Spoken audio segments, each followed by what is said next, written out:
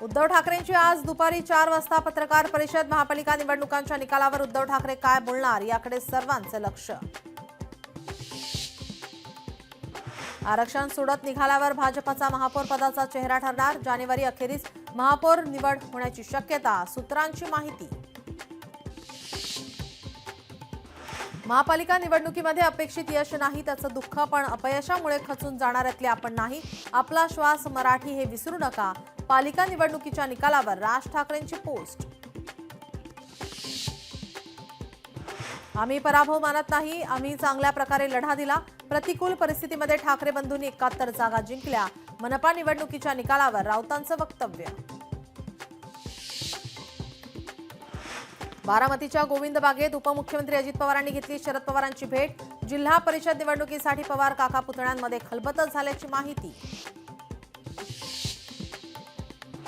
महापालिका निवडणुकीमध्ये महायुतीचीच बाजी। 29 पैकी 24 पालिकांवर महायुतीची सत्ता।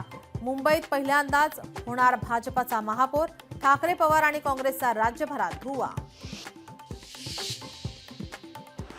मुख्यमंत्री देवेंद्र फडणवीस आणि उद्योगमंत्री उदय सामंत आजपासून 8 दिवसांच्या दावोस दौऱ्यावर। वर्ल्ड इकॉनॉमिक फोरमच्या गुंतवणूक परिषदेला फडणवीस आणि सामंत राहणार उपस्थित। शिवसेनेच्या पहिल्या महिला आमदार नीला देसाईंचं हृदयविकाराच्या झटक्याने निधन। दुपारी 12 वाजता ओशिवरा स्मशानभूमीत अंत्यसंस्कार।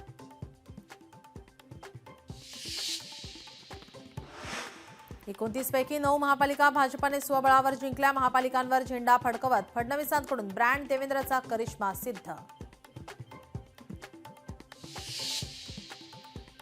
अत्यंत प्रतिष्ठेच्या बनलेल्या नवी मुंबई पालिका निवडणुकीत भाजपचाच वरचष्मा।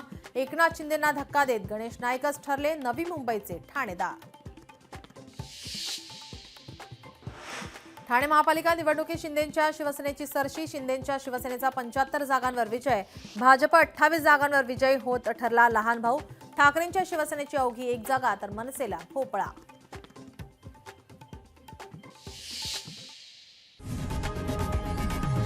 लोकशाही मराठी ऐका, पहा, जागरूक रहा।